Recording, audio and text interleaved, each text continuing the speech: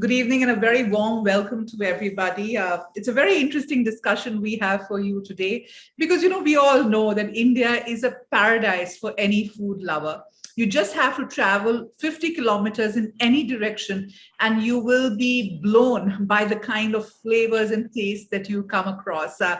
This is, of course, a factor of the layers of history, the syncretic mix up of people, cultures, etc., which is created this beautiful mix of foods, but it also represents living history, doesn't it? I mean, that's the ode to living history that we thought we would create with Live History India.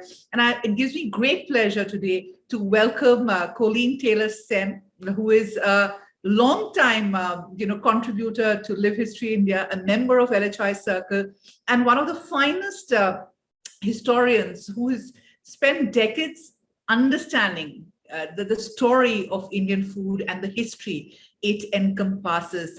Colleen, thanks so much for joining us today. It's really wonderful to have you on this live session. Well, thank you very much. And I would like to extend everyone Dasera greetings, and to my Bengali friends, Shubho Mahashtami. Thank you. And in a normal year, you would have been here, right, Colleen, because you love Mumbai, I know, and you travel to Kolkata and Delhi very often. But, I was reading about it. I've always read your work as a culinary historian. But I didn't realize that you were also an expert on Slavic studies, and you've actually taught Slavic studies, and you've had a very interesting career. But I want to ask you, how did you land on food history? Because sadly, there isn't very much material on food history. I'm sure there's a lot of detective work that went into really putting all these books together. Oh, that's a very good question. I think in the West, food history certainly is growing. I think it started with the Oxford Food Symposium 30 years ago, which really was the first time people started writing seriously about the history of dishes. And certainly, now in a couple of American universities, there's programs in food history. And in Chicago, actually, we're kind of a hotbed. We have no less than 3 culinary history societies, partly due to political issues that we have 3 of them. But I think in India, it's still in the nascent stage. And I think there's so much to be explored in Indian food history. I mean, my limitation was I was reading mainly in English. I did have a couple of things translated for me from Sanskrit, but if people who know regional languages, there's such a scope for writing about, say, Gujarati food history. There's hardly anything, very little written about it. And there's been a lot more actually about Bengali and to some degree Kerala food history for reasons that are I don't quite know why, but I think there should, people should really be getting more interested in it. And I try to give a few tips in my talk about what sources people can use and how they might go about writing about food history in India. Colleen, when you look at food in India or the history of food, there is a tendency to look at the variance, the variety, and look at, and for me, food really represents the layers of history, right?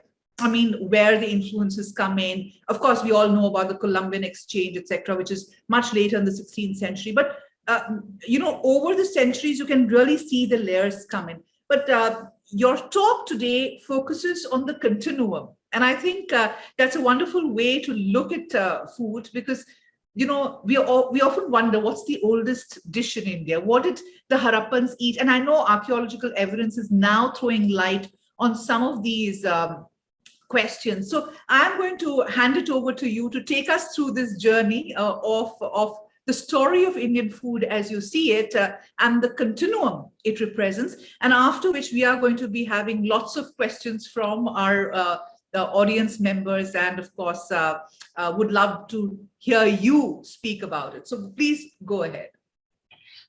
Well, thank you very much. This is really going to be kind of a cursory survey of Indian food history, I'll try to look at some general issues, and I'll also try to look at some, regional specific issues where we have sources of what was eaten in the past. And as Minnie said, when talking about Indian food, the emphasis is often on diversity. People say there's 21 states, and you go from one village to the next, the language changes, the food changes, and there's certainly some truth in that. But there's also a commonality from ancient times that makes Indian food Indian, and regardless of the region. And you can see this commonality in several areas. One is ingredients, another is medical and dietary theory, a third is specific dishes, and the fourth is techniques. So I'll touch on these issues in the course of my talk. When we're writing about Indian food, there's several sources actually, and there's probably more than this, but one, as Minnie mentioned, is archaeology. And certainly there's some very exciting discoveries coming out of the Harappan civilization now about what people actually ate then. If we look at the ancient texts, if we look at the Vedas, you find information about what they ate. The Shastras, the epics have information, the Buddhist and Jain literature, and cookbooks. And there are some cookbooks going back to what often is called the medieval period. It's really a Western term, but probably from roughly 1000 to CE to the arrival of the Mughal dynasty. And then today you have articles and books that are being written on food history. I mean, the most recent, someone did a wonderful, huge book on the food of Kolkata. It'd be great to see that for Mumbai. Another thing I'll mention is one of my projects was the Chicago Food Encyclopedia that I did with a couple of colleagues. And certainly you could have a Mumbai food encyclopedia, Delhi, all these things could be done. There's just such scope. And I know publishers are interested. Publishers in India would really like to get their hands on food things. So I hope that encourages people to write more. I'll talk a little bit about the Indus Valley civilization. Probably most people know about that, also called the Harappan civilization. At its peak, it stretched over 1 million square kilometers from Pakistan to Gujarat. And now we know, almost to the doors of Delhi itself. And this was such an affluent commercial society. It was part of a global economy. And thanks to excavations, we now have a pretty good idea of what these Harappan people ate. And I'll just show this. Actually, this was a cooking pot that was in the National Museum of Delhi. I couldn't believe it. It was just there. You could actually touch it. It was such a thrill, and it was a very big thing. So some of the ingredients that we know they had were wheat, barley, a little bit of rice. At one point, it was not thought that rice was indigenous to India, but lately, more recently, they've discovered that there were varieties of long grain rice growing in India. It wasn't just something that came from China or Southeast Asia. And in one village, at least, they found rice in the one of the Harappan villages. You have various kinds of millet, not all millets, but at least these kinds, sorghum. You have mung dal. You have eggplant and brinjal, also known as brinjal, and mango, ginger, turmeric, garlic, sesame, and probably even bananas. Now, bread was a staple of the diet. It was cooked in round clay ovens, probably like the modern tandoor. And meat from buffalo, cows, goats, sheep, and wild boar was certainly a key part of the diet. Now, a basic way of cooking meat is to grill it directly on the fire, perhaps skewered on sticks. And sometimes people say, these are really kebabs. Sometimes people say kebabs came with the Mughals, but this isn't true. Every civilization that ate meat found a way of eating it over a fire, and probably the Indus Valley people even spiced the meat that they skewered. Analysis of the residue from human and bovine teeth, since now, as today too, people fed cows leftovers, found that between 2500 and 2000 BCE, the cooks were using turmeric, ginger, and garlic as spices. And so this is an ingredients for a 4,000-year-old Indian curry. fish was a very common dish because they had both a very long sea coast, they had river. And of course, if you look at the Indus Valley seals, you see a lot of fish feature very prominently in there. And often this fish was dried and it was sold as far as 900 kilometers from the coast. So I think much what they ate really wouldn't be too unrecognizable today. Just to look a little bit at foods that did originate in India. And it's very interesting how we hear so much about the Columbian exchange, what India got, the chilies, the tomatoes, the potatoes, the pineapple, but we don't hear so much about what originated in India and what India actually gave to the rest of the world. One of the things which I think is very important is eggplant, as we call it in America, aubergine in England, brinjal. And actually it was native to India, and it's been called the king of vegetables. And I think that's rightly true because there's so many words for it in Sanskrit that shows you how widespread it is. And even today, I think eggplant is used in pretty much every cuisine in India. It's a very versatile vegetable. It absorbs the gravy. I know there's some people really dislike it, I think because of the texture, but certainly it's a very, very common. And you can see that one of the words in Sanskrit, Vatingan, actually passed into other languages, and including Spanish berenjena and French and English aubergine. So this is kind of proof of its origin. Another fruit, which is the here's a little trick question. I was looking up what the national fruit of India is the mango, but I bet probably nobody knows what the national vegetable of India is. And I think it should be the eggplant, but actually it's the pumpkin, which is very interesting. So to go back to the mango actually is also indigenous to India. It originated in the Northeast, and it was bred selectively to improve the taste and remove the fiber. And today there's thousands of varieties. And from India, it's spread all over the world. If you go to South America, you go to Africa, even in the US, everywhere has mangoes, which is one of the other fruits of the Columbian exchange that went westward. And the word comes again from a Dravidian word, mange. Another fruit that originated in India is jackfruit, and the word comes from the Malayalam chaka. I did mention about rice, that there is proof of indigenous rice in India. And of course, then we have all the spices, which is one is pepper, in Sanskrit pipali, and this name came into various European languages, and then of course you have the other spices that became part of Western cuisine. Now, one of India's great contributions to the world, actually, and something that was invented here, is sugar extraction. Sugarcane did not originate in India. It probably came somewhere in Southeast Asia or Micronesia, but certainly the cane spread very rapidly. And it was Indians who developed the technique to convert this juice to products. And this happened around 2,000 years ago. And some of these products are jaggery, khan, which is the word originally of the word candy, sarkara, which gave root to the word sugar in Indo-European languages. And I think Indians really have the world's greatest collective sweet tooth. I don't think in any part of the world are sweets as important as they are in India. People belonging to all communities give and consume sweets to celebrate happy events, to celebrate rites of passage, such as the birth of a child or a marriage. Among Hindus, sweets are considered ritually pure. They can be offered to the gods and distributed as prasad. And sweets are sometimes eaten during fasts, or they're eaten to break a fast. And many sweets that we have go back to really ancient times, especially payasam or payesh, these various forms of rice pudding. Shrikand and ladus are mentioned in very early texts. Among Muslims at the end of Ramadan, Muslims prepare kurma, which is a thick pudding made of vermicelli, milk, and sugar.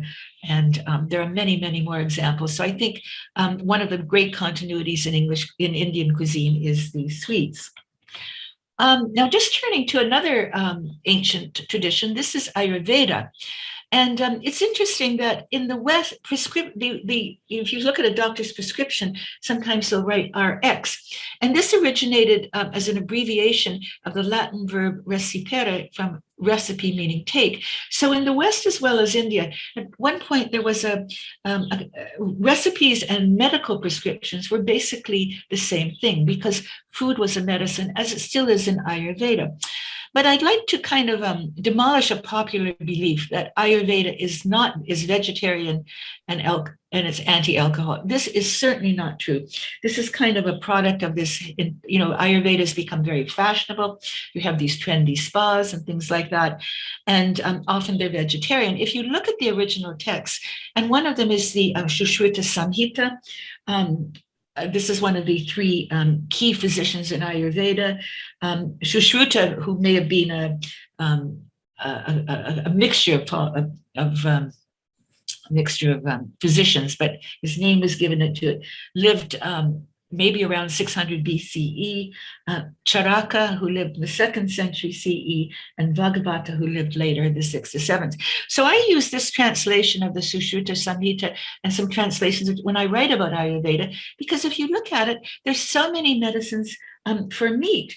And it was even recommended for some conditions, as was garlic, mushrooms, and even alcohol.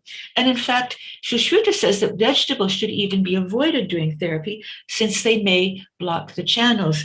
And as one physician wrote, the recommendations of medicine are not intended to help someone achieve virtue, dharma. What are they for then? They are aimed at achieving health. So I think this comes from confusing the three gunas with the tamasic, rajasic, and sattvic, and but now these traditions are being combined. So I guess it's just an evolution in evolution. Now they don't give really recipes as such. They just give kind of general guidelines to what you should eat. For example, for diarrhea, the person should eat venison, mutton, or goat meat, cooked with the tender sprouts of a banyan tree, or the blood of a fatty goat, duly cooked with yogurt, oil, and ghee. And this is a kind of thing that they do. And these are a few dishes that I've kind of found looking at these texts in Sushruta Samhita, that you can find predecessors of them. There's something like chapli kebab. Kanji is certainly a gruel, is something that really goes back a long time and is still, of course, widely eaten. You have predecessors of the rice pudding, of payasam, you have things like kachori, and you have many other dishes too. So, and Ayurveda hospitals actually had their own farm, and Charaka lists 4 animals that should be always kept there, and these are quail, partridge, hare, and antelope, because these live in dry areas and their meat is considered very light and easy to digest. But having said that, of course, you do have a tradition of vegetarianism. And this is one of India's great contributions to the world.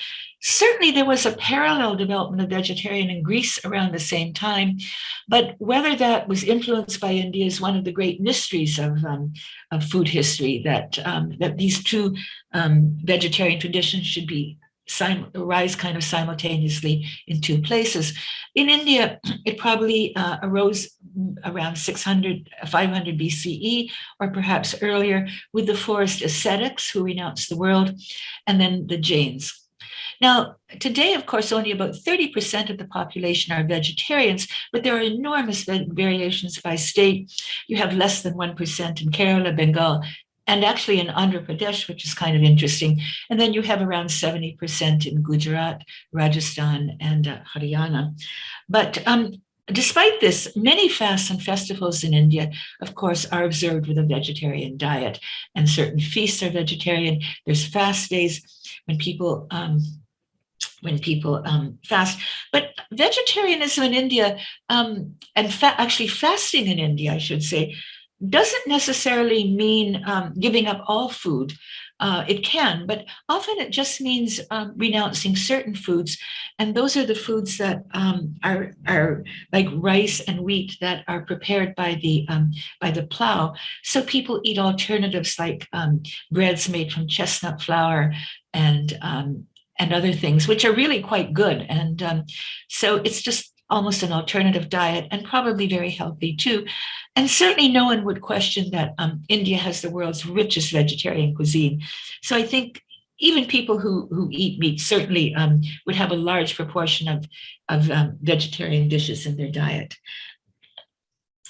Now, I'd like to turn to another source of information about Indian cuisine, and that is these medieval Indian cookbooks. There are 5 of these. You can find them in translation. They're sometimes hard to get hold of. So if anyone's interested, I put my email, my Facebook page at the beginning of the slide, and you can of the talk, and you can find my email, and I'll be glad to tell you where you can get them. There probably are other ones. These are just the ones that are in English translation. And these are the Lokapakara, which was originally written in Kannada in 1025, the Manasollasa, which I think is the best known, which is again in Western India, the Nimatnama around the beginning of the 16th century, which is written in Urdu and Persian. And there's a beautiful but expensive book put out by one of the museums in London, I think the British Museum, that has all the color illustrations.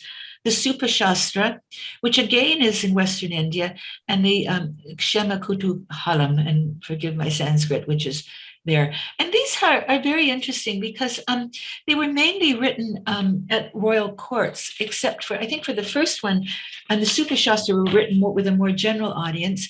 And they don't have recipes in the sense that we think of them, like add 2 tablespoons, cook for 3 minutes, but they give you the ingredients of these dishes. And what's so interesting is that some of these dishes you can still find in these regions today, even though they're 600, 700, 800 years old. Now, I won't go into great detail about this. I have discussed it in more detail in my book, Feasts and Fasts, but just to give you an idea of what kind of things they include, the Lokapakara, many of the dishes in this are for sweet and snack dishes. First of all, because these are, probably challenging to prepare, or because this is what people really like to eat. They like to eat these things just as they do today. So this is another tradition that, you find running through Indian food. You can, they have a lot of dishes for lentils, which could be boiled, flavored with tamarind, and garnished with mustard, cumin seed, asafoetida, and curry leaf, fried in a little oil, which is the way people make lentils today. Other dishes with counterparts, especially in the region, are mandiga, which is a thin pancake filled with coconut, sugar, and sesame seed. You have mango sikarni, and sikarni actually, or shikarni, is it's a predecessor of Shrikand. And again, this is a dish you find pretty much everywhere. You find it going back 1,000 years, and it's made, of course, with yogurt, with strained yogurt, with sugar and spices and things like mango added. You have a mixture of finely grated coconut, dates, and sugar stuffed into pieces of dough and fried, which is a dish called sajapa, and it's still eaten today in Karnataka, especially at festivals. And these are a few other dishes that I found from there, Savika, and that you can see. Now, the Manasollasa, actually, it is available in English translation. The translation is really very poor. I had to get a Sanskrit person, a person who knew Sanskrit, to translate passages for me.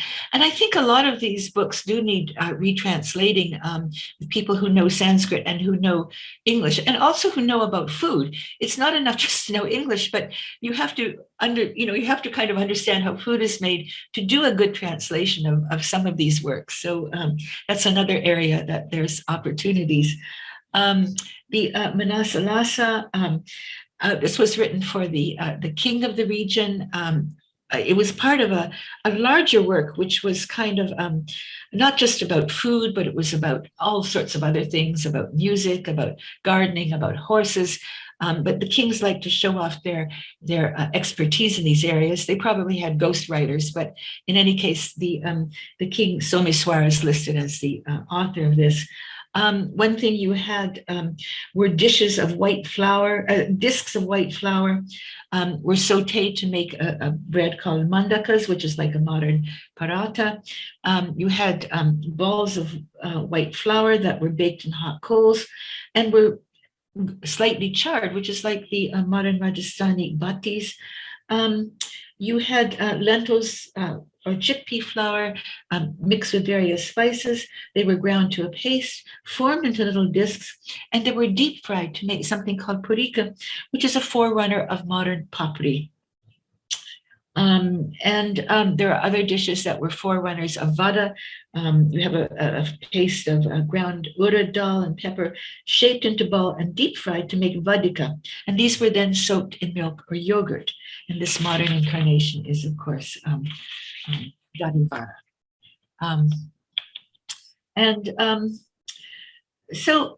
King Somisvar and the other works I mentioned as well really always pay obeisance to Ayurveda, and they often mention that these dishes correspond to what you see in Ayurveda. These dishes are healthy for this. So even in these cookbooks, there's a discussion of the health implications of the various dishes, which again is a trend that you find even today, of course, in a lot of writing about Indian food.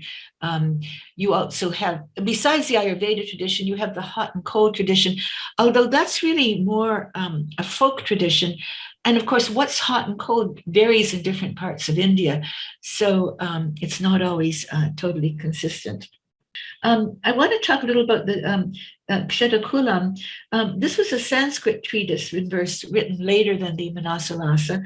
And the book again has a lot of recipes for sweet dishes and snacks. And if you look at the repertoire, it includes things like ladus, fenika, which are like modern feni, mandika. Again, we have polika.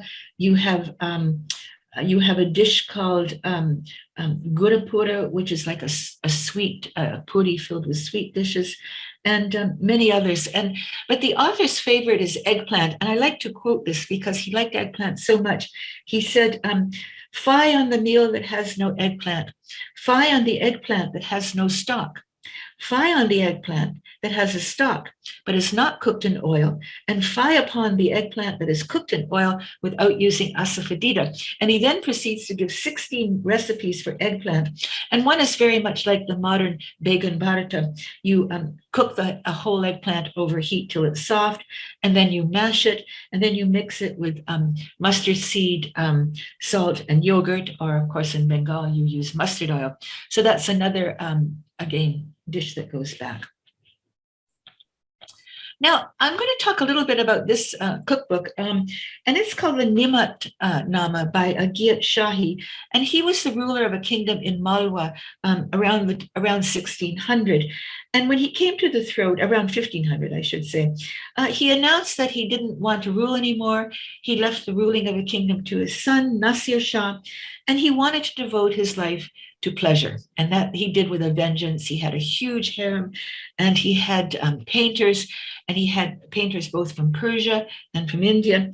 And during his reign, Mandu was known as Shadiabad, or the city of joy. And what's interesting about this work, if you can get a copy, is he had about 50 of these beautifully illustrated paintings that illustrate the preparation of food. And in every picture, the Shah himself, and you can see him with this wonderful mustache that he has, he's either supervising the food, telling people how to make it, or he's eating it. And this is and the paintings to start with are very Persian, but as it goes on, they get more and more Indian looking. You can see the painting on the right is very much in the Persian tradition, the features of the people, the turbans, and then on the left, you can see how it's much more in the tradition of Indian painting. And the text itself is written in a mixture of Persian and Urdu, but unfortunately, it's been translated. And the recipes are all for the Shah's favorite dishes, and they often have things like, oh, this dish is a favorite of Giyat Shah. But there's maybe hundreds of these things. They're not in any order. There's a lot of repetition. A friend of mine who knows Persian and Urdu and is a very good cook, we tried to reproduce some of these dishes based on the original. They didn't turn out very well.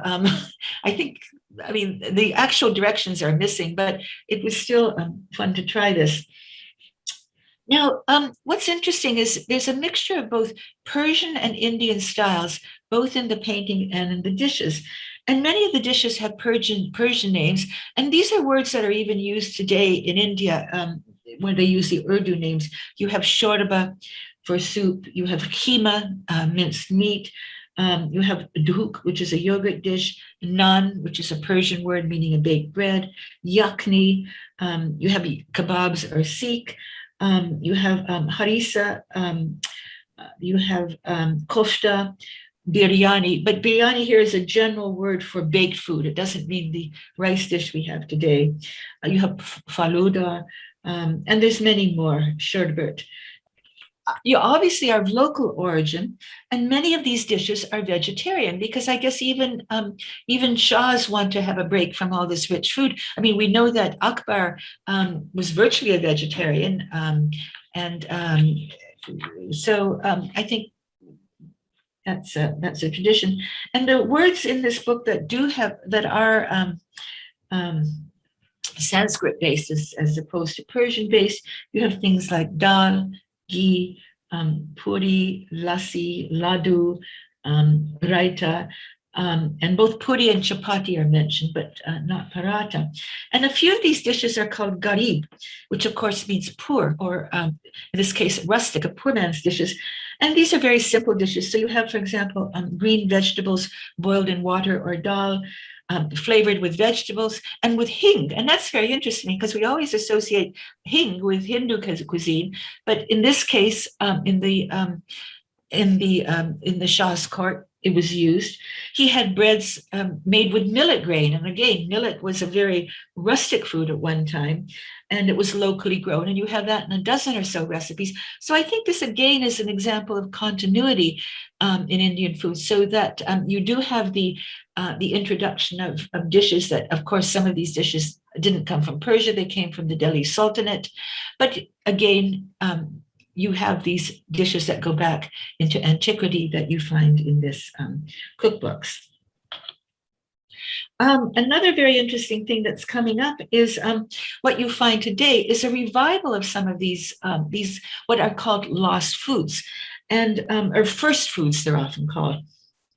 There's an interest in sustainability, and you have these really famous chefs like the chef in Mumbai,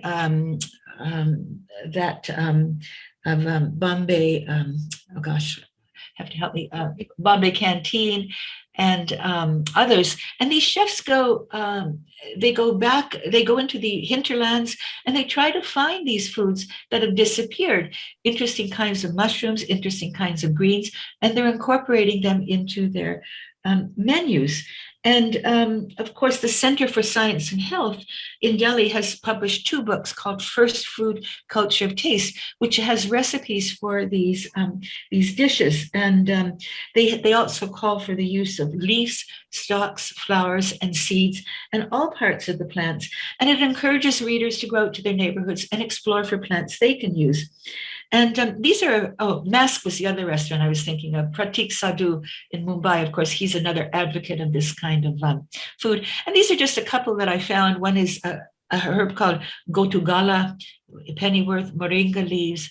And of course, and I think the real star of the show these days has been millet. And the past few years, I've seen a great interest in millet, all kinds of barnyard millet, which was once something no middle-class person would eat, and now you find it in 5-star restaurants are serving it.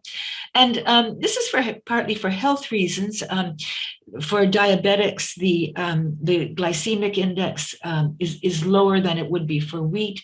It's not that much lower, but it still is lower. And so you find that this is another going back to the roots, so to speak, that people are doing. So just a few words in conclusion. What defines Indian food today? Is there a pan-Indian cuisine? I know a few years ago, the government of India was trying to find a dish that they could promote as the all-Indian dish. The only one that comes close is khichdi, actually. an outlier when you try to find these dishes is always the Northeast, because the Northeast has so much of its own tradition. But even in the Northeast, there's khichdi. So I think if anything could be an all Indian dish, it is khichdi. And of course, it has multiple variations all over the country. But still, this combination of rice and lentils, or even lentils and millet. You have in Gujarat, that was one of Shah, I think Jahangir's favorite dish was a Gujarati dish made of lentils and millet. So that's certainly one thing. A second thing is the use of spices and masalas, which again, the spices, the mixtures differ, but certainly it's common to all parts of India. Again, in the Northeast, less than in other parts, since they have their own herbs that they use, but I still think we can say this is a common feature. I think another common feature is that many street foods are becoming universal. Now, street food, of course, is, and if you go back, 3,000 BC, you had stands at the time of Ashoka. You had stands in village, in cities that were selling prepared foods, that were selling snacks. This is certainly an integral part of Indian life, is street food. And many are becoming universal. For example, chaat. Chaat is an all India thing in its various incarnations, bhel puri, dati puri, papri chaat, etc. Vada pav, once you found mainly in Maharashtra. Now you can find that pretty much everywhere.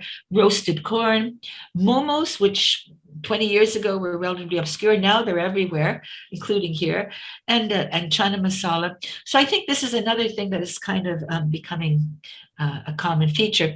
And also, finally, I think the media, especially TV cooking shows, are certainly driving interest in and knowledge of regional cuisines. I mean, there are so many cooking shows, and I think even 20, 25 years ago, when I visit my in-laws in Delhi, their Bengali cook, I don't know, one day we wanted South Indian food, and he watched one of these TV cooking shows and made a very good, a dosa and things like that. So again, I think these are things that in a way are bringing the country together. And I think the Indian government now, they're finally beginning to look at food tours and promoting food tours, in which other countries, Malaysia, Thailand, have certainly been doing, investing, and Korea too. I mean, I just read recently over 40% of tourists to Korea now go for the food, because the Korean government has made a great effort in putting money, encouraging it, even helping to fund Korean restaurants. And certainly in Chicago, I would say Korean food is much more widespread and probably popular than Indian food. So I just want to conclude with that remark. Thanks so much, Colleen. That was fascinating. Food evolves, right? But even in that evolution, there is this continuity. There's this string that connects us to our past. And when you made the references to the Vedas, they love their food, because a lot of the shlokas are about the food, about the malpuas, about the ghee and the taste of ghee and how it out. So, they were foodies. And I think, it's great that scholars like you are sitting and going through these ancient texts and putting together the history of Indian food. Many thanks for joining us, Colleen. And I look forward to your next project after 7 books. Well, my next book that I'm finally getting the proofs for is not food. It's a history of the Maurya dynasty in Ashoka. And that's what references to the street food during the Mauryan period. That's where it came from, yeah. But I'm really fascinated by that period. It's so interesting. So thank you so much. Our next discussion with you, Colleen. Many thanks for joining us. Thank you so much for inviting me, Minnie. Thank you.